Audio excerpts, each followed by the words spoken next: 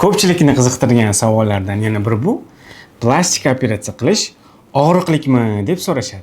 Rostini aytsam, operatsiya vaqtida siz umuman hech narsa his qilmaysiz. Chunki hammasi anesteziya ostida bo'ladi. Siz shunchaki uxlab yotasiz. Eng qizig'i esa operatsiyadan so'ng boshlanadi. Chunki ko'pchilik bemorlar qayta ko'rikka kelgan vaqtda har doim bir xil gapni aytishadi. Doktor, men bundan ko'ra ancha yomon bo'ladi deb o'ylagandim deb aytishadi. Ha, biroz noqulaylik bo'lishi mumkindir.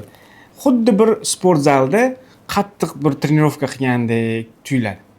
Lekin odamlar qo'rqadigan darajada kuchli og'riq odatda bo'lmaydi. Chunki biz dorilar bilan og'riqni nazorat qilamiz.